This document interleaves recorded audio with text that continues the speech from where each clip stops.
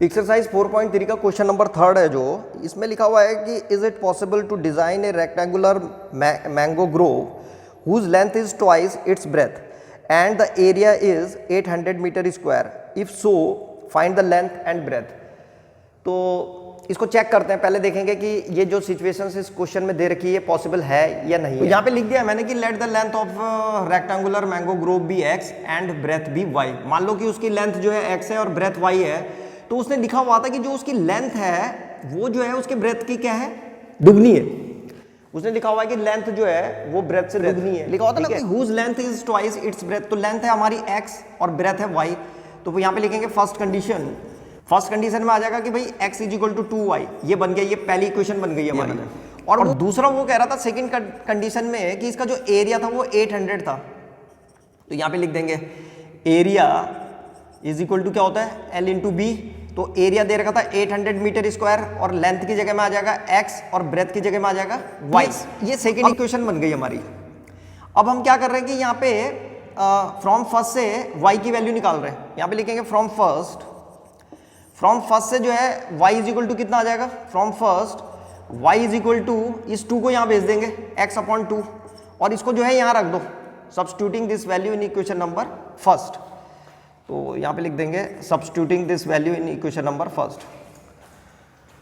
तो ये आ जाएगा हमारे पास 800 इज इक्वल टू x की जगह में तो x ही रहेगा और y की जगह में आ जाएगा x बाई 2 ऐसे करके, और इस 2 को यहाँ भेज देंगे तो ये हो जाएगा 1600।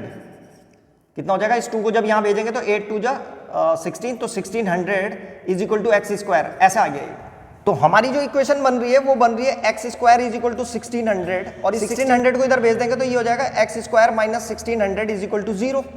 अब इसको जो है किससे कंपेयर करेंगे, इससे A X square plus B X plus C is equal to 0 से। भाई पहले तो पता लगाना है कि ये कंडीशन पॉसिबल है भी नहीं है। तो इसके लिए हम क्या कर रहे हैं कि इसको जो है किससे कंपेयर करेंगे, इस इक्वेशन को A X square plus B X plus C is equal to 0 इससे कंपेयर कर रहे हैं।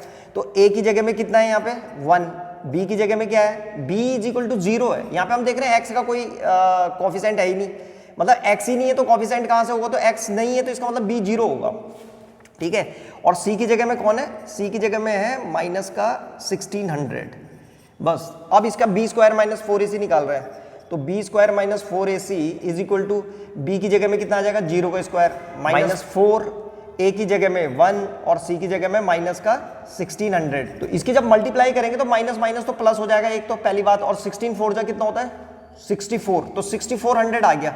तो इसका मतलब b स्क्वायर माइनस 4ac की वैल्यू जो है 6400 आ गई। b स्क्वायर माइनस 4ac की वैल्यू कितनी आ गई 6400। और हम जानते हैं कि b स्क्वायर माइनस 4ac की वैल्यू, इसका मतलब क्या है, एक ग्रेटर देन 0 आ रहा है। 3 केस थे ना हमारे पास, अगर b square minus 4ac greater than 0 होता है तो रियल एंड डिस्टिंक्ट रूट होते हैं, अगर b square minus 4ac is equal to 0 आता तो रियल एंड इक्वल रूट होते हैं, और अगर b square minus 4ac less than 0 आ जाता यानी कि नेगेटिव आता तो नॉट रियल रूट होते और इसको सॉल्व करने की जरूरत नहीं थी। तो इसका मतलब क्या कह रहा था वो क्या पूछ रहा था कि सिचुएशन पॉसिबल है या नहीं है, तो हाँ बिल्कुल है, तो हम लिखेंगे यस सिचुएशन पॉसिबल है। और वो कह रहा था फिर वैल्यू भी निकालो, तो अब वैल्यू निकाल रहे हैं, तो यहाँ पे लिख देंगे कि यस सिचुएशन इज पॉसिबल है। और अब हमारे पास जो है क्या आ रखा था, हमारे पास आ रखा था x square is equal to 1600, ये आ ही रखा था।